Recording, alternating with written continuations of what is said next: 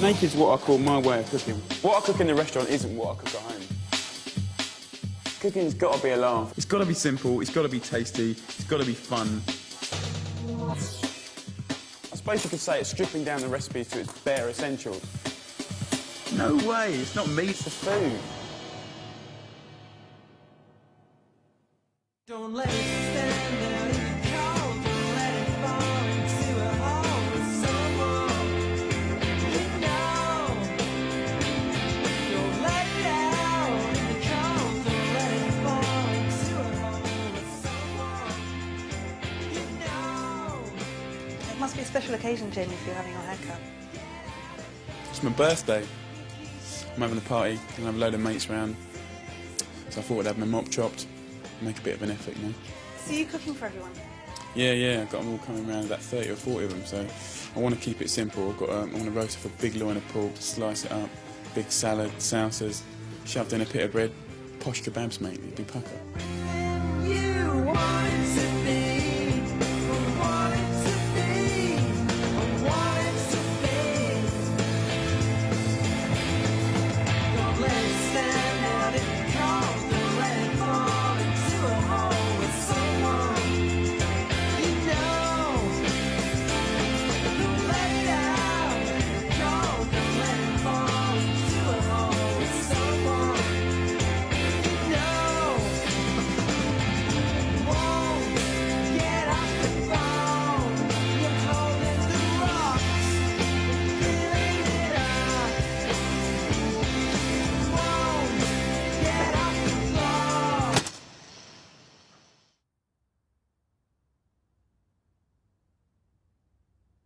Look at this.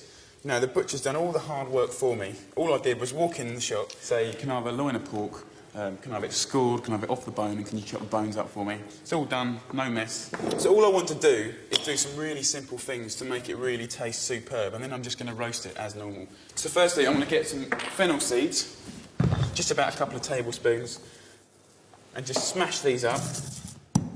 Pork's really good value, and this is a nice free-range bit of pork, and it's, you know, it didn't really cost me too much, considering I'm going to feed about like 30, 40 people with it. So, with this fennel seeds, just sprinkle it onto the flesh on the bottom here. It's quite a nice fresh flavour, and it, you know, I think it complements pork quite well. So pat that in.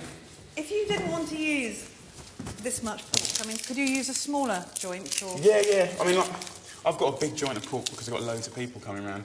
But do a half loin, do a quarter loin. Even if it's for 2 or 3 people, do a quarter of a loin of pork, and then when it's cooled down, put it in the fridge. It lasts for about 2-3 days. Really nice in sandwiches, lovely sliced into sort of salads and stuff like that. I mean, the thing is, if the smaller the cut of the meat, the more of the point of roasting you lose. You know what I mean? You might as well just fry it or grill it then.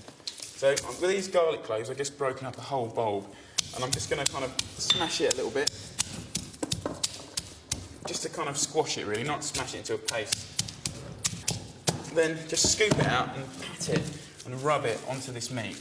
And it doesn't look like it's going to do a lot, but it will infuse a nice immediate bit of flavour. So we've done that. And then just turn it around. And I'm going to get some rosemary into these lovely cracks, do you know what I mean? So as opposed to just having lovely crackling with salt, I'm going to get rosemary in these little gaps. And it just, oh, it's going to be so tasty. So that's the pork crackling there on the top? Yeah, this is the skin, and the butcher scored it.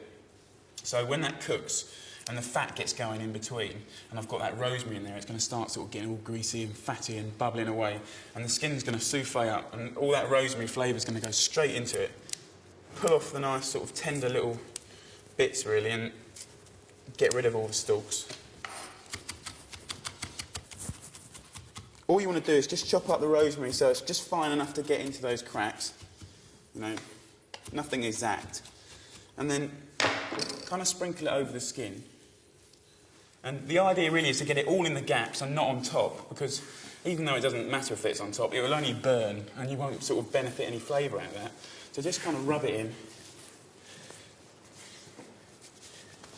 Are you going to serve this hot or cold? Well, I'm going to serve it hot, but you know, it doesn't matter if it's cold. I think pork's wicked hot or cold, you know? Right.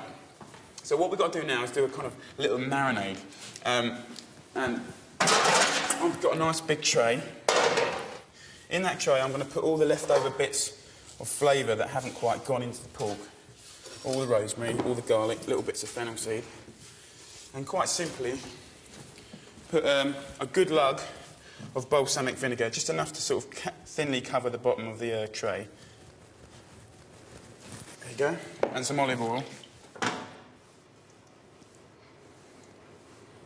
Right, so I'm going to get some bay leaf. And these are really nice flavour, so I just pick some of these off and just kind of rip them up into the bottom of the tray. And then what I'm going to do is just put this loin flesh side down, not skin side down, because anything that gets on the skin will burn and we want it to have lovely golden crackling. But the flesh side, we want to suck up all those lovely flavours and just leave it for about half an hour. Right, so this pork's had about half an hour now. It doesn't really look much different on top because it hasn't touched it. But on the bottom, it looks a bit different and it will definitely taste a lot different. So what I'm going to do is just push it to one side, get a nice big pinch of salt on top, and that'll make it crackle and go really nice. And then a bit underneath to season the meat as well. And these bones that I've got chopped up, I'll just put in a line. And then just move the pork onto that. It will lift the meat off the marinade, because you don't want it to boil. Do you know what I mean? You want the top to roast and the bottom to roast. So do the meat juices then fall through? Yeah, because basically what's going to happen now is the juices will cook out of the pork, go into all that lovely marinade which has got olive oil in it, and it's going to be like a kind of really sticky, tasty kind of dressing-y type thing, which will be really nice to dribble over the sliced meat later. I can't imagine how that's going to look like a kebab. No, but the thing is, when it's cooked, I'm going to slice it nice and thinly, put it on a plate, a little bit of salad, a little bit of salsa, bit of bread. It seems such an extraordinary thing to be cooking at home. Kebabs? Oh, mate, I know a lot of chefs are a bit kind of proud, but I'm not too proud. I like a bit of tacky every now and again. So, no, I love kebabs. It's going to be perfect for tonight. Right, so basically, I've got my oven on full whack. I'm going to put it in for an hour. After the first 20 minutes, I'm going to turn it down to 220 so it kind of cooks nice and sort of fast, but slightly more gentle. And it'll be really nice and crispy and golden on top, and the meat will just be perfect.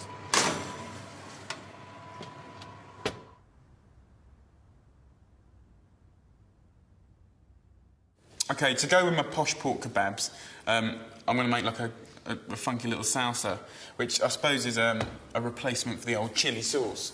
So I'm going to blacken the old peppers right on my gas hob. And that's going to kind of sear the skin. And I just find it quicker to do it like this on the gas as opposed to in the grill or to roast it. To those two peppers, I need about half a medium-sized red onion because they're quite nice and sweet anyway. And I'm just going to finely chop it.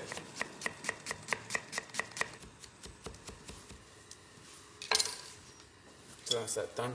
And then I've got 3 large chilies. So I'm just going to cut them in half and kind of poke out the seeds, and then finally chop them. Let's turn one of these. Look at that, so you want to get it nice and black like that. And you should only have to turn it 3 times, really. Because peppers normally have about 3 or 4 sides. And what are you going to give people to drink? Oh, God. Well, we're going to have the normal beer and wine, but I've got my mate Damien coming round, who's a really good barman, and he's quite good at cocktails. In actual fact, he's very good at cocktails. And he's got a couple of little surprises up his sleeve for me. I don't know anything about cocktails, but I know he's going to come round in a van, and we're going to pick up our shipment of booze. That looks like an awful lot of chilli. Yeah, but these big ones aren't very strong, you know. You're adding them to taste, really. The idea is it's quite crunchy and quite twangy and quite hot and loads of flavours. 1 garlic clove, just finely chop it. You might have to get that really fine. Lovely, let's get all that in there. Let's have a look at these. Brilliant. Yeah, we're done. So, some people put the old peppers, once they're really blackened, some people put them in plastic bags or sandwich bags. I'll just chuck them in a bowl and cover them in cling film, and they'll start to steam. You can see it. I And then when I come back to it in sort of 5 minutes' time, the inside will be lovely and sweet, soft, and the outside, the skin will just pull away really easily. Right, I'm going to put some fresh parsley and some basil in here. This is what I've got. I'm not going to be fussy with it. I'm just going to take the worst of the stalk off and then kind of roll it up so it's all kind of compacted, and then I'm going to finally chop it. Here we go. I know it's your birthday, Jamie, but does your party have a particular theme? No, there's no theme. I just want to get all my old mates together, really, have a good laugh. I'm not really all that keen on theme parties because, I had a terrible experience once.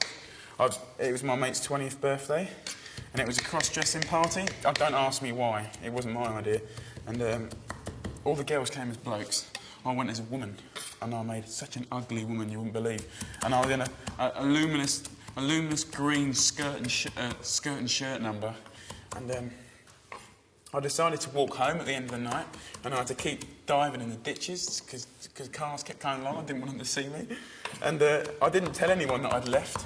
And they just found my handbag and the inside of my bra next to the pond, and everyone thought I drowned, and they were digging around trying to find me. So I won't ever be doing that again. Right, so just add about sort of 5 or 6 tablespoons of olive oil, just enough to sort of loosen it up and make it lovely and shiny. And then these peppers should be ready. So basically, we just want to kind of pull away the skin, and that's really easy now. We've kind of steamed them a little bit.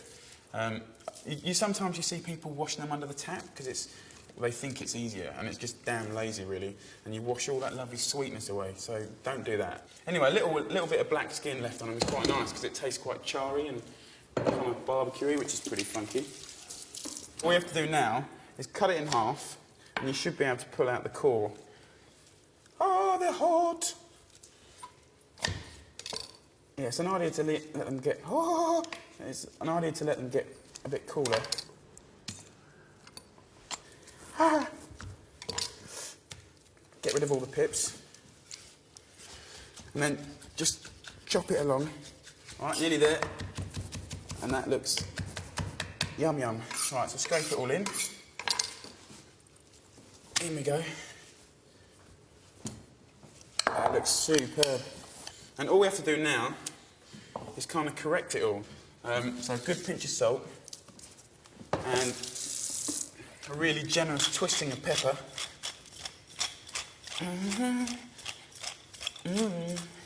Lovely.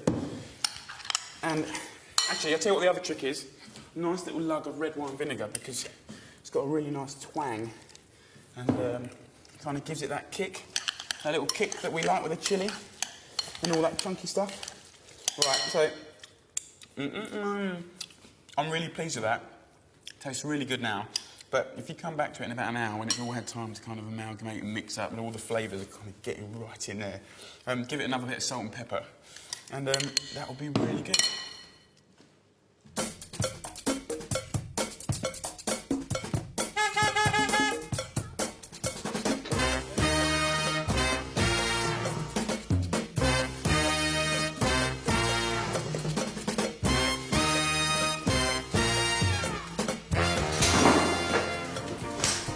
Hello, mate. Hey, bro. Thanks for doing this. No problems. Where'd you get the van? I borrowed it off my mum. What, is she a builder or something?